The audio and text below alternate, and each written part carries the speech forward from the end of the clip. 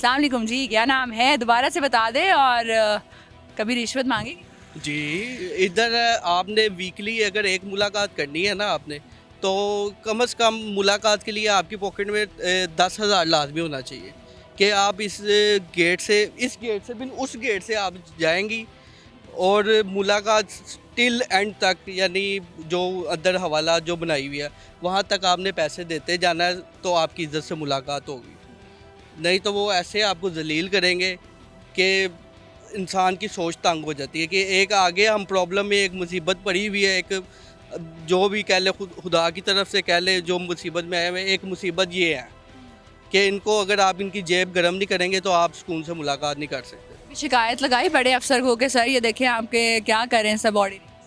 देखिए, वो शिकायत तो तब मैंने, कोई शिकायत सेल जो अंदर बना हुआ है इनका, कोई वहाँ पे प्रोमिनेंट कोई बंदा बैठा हो, वो जो बंदा बैठा हुआ वो भी 200-300 वाला बंदा बैठा हुआ है, उसने कहाँ पे आगे तक बात पहुँचानी है।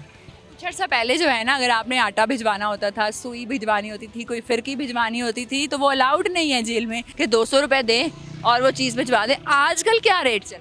आप वो चीज़ों की बात कर रही हैं जो अलाउ नहीं थी, जो अलाउ है उनका पूछे कि उनका क्या रेट चल रहा है। चले उनका क्या रेट चल? उनका रेट ये चल रहा है कि अभी आपने अगर शैम्पू, सौंप वगैरह, जो ये बुनियादी चीज़ें हैं, अगर आपने वो पहुंचानी है अंदर, टिल खाना भी पहुंचाना है अंदर, क्योंकि ये जेल की इंतज़ामिया की तरफ से अलाउ है कि आप अगर मुलाकात पे आए तो घर से खाना वगैरह पका लें, उसके साथ 1,000 का नोट लाजमी होना चाहिए।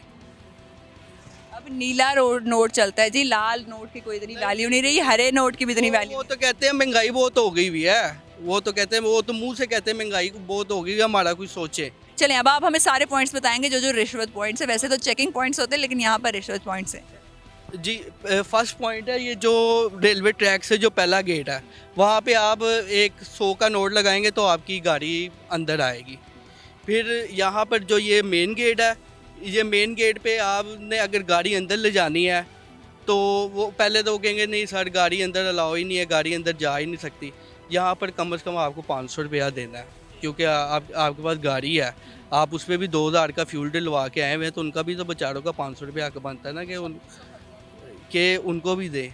फिर आप अंदर जाएंगे, अंदर आपने अपनी मुलाकात लिखवानी है, उसने 500 डिमांड करनी है, लेकिन बारगेनिंग करते हुए 200-300 पे आपकी बारगेनिंग हो जाती है। उसके बाद फिर जब पर्ची आपकी बनेगी, आपने खाना जमा करवाना है, वहाँ पे खर्चा बढ़ा है।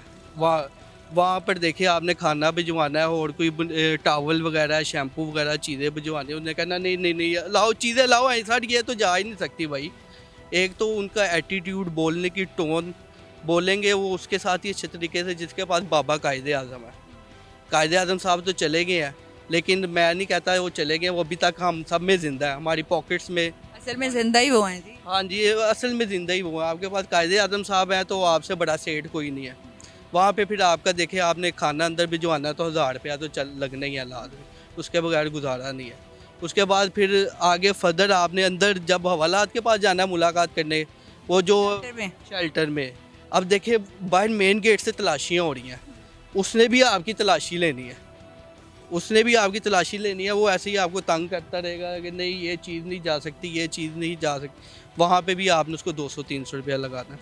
ये अब आप खुद ही एस्टिमेट बजट सारा आप कर जो लें। लवाहिकीन को पैसे देने हैं, अंदर जाके उन्होंने पैसे बांटने, वो नहीं आपने शामिल किए? वो तो बजट देखिए, एक बंदा घर से माइंड बना के आया कि यार वो अंदर भाई है, उसको इतने खर्चे की ज़रूरत है, उसने इतनी डिमांड की हुई है। अगर आप, खर्चे में भी डिमांड होती है उनकी। हाँ जी, हाँ, वो मैं आपको वो अगला नेक्स्ट प्रोसेस बता रहा हूँ कि वो जब मुलाकात करके आपसे जा रहा है ना, आपके शेड में से, आपने अगर उसे मिसाल के तौर पे 10,000 रुपया दिया है, तो उस बेचारे के पास अंदर जाते जाते अपना, जहाँ पे जो भी उनका अंदर ठहराव है, जहाँ पे भी वो रहते हैं, वहाँ पे उसके बेचारे के पास 5,000 रह जाएगा। चले मैं इसकी एक आपको टिप देती हूँ। आपने करना क्या है, आपने ये करना है कि आपने कभी भी अपने लवाहिकीन को पैसे नहीं देने। आपने बाहर जो बैंक मौजूद है, जो बैंक होता है, उसमें से पर्ची बनवा के देनी है जी, सही पैसे कभी ना पकड़ाएं।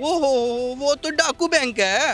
अच्छा, डाकू बैंक है वो? कैसे? वो तो सबसे बड़े लुटेरे वो है। कैसे लुटेरे हैं? वो तो उन्होंने तो अगले पैसे देने अगर भाई को, तो उन्होंने तो पहले उसकी सांस से जान निकाल लेनी है। पर्ची आपको नहीं देते? पर्ची तो देंगे, वो एग्जैक्ट अमाउंट की देंगे, लेकिन वो फिर आगे मामला तो वो जो बेचारा अंदर है उसके साथ शुरू हो जाते हैं ना ब्लैकमेलिंग के। अगर उसको पैसों की, जितने पैसों की नीड है, नहीं नहीं इतने पैसे तुम निकलवा नहीं सकते, ये नहीं कर सकते, वो नहीं कर सकते। देखिए अंदर तो एक एक चीज़ का आपने पैसा देना है।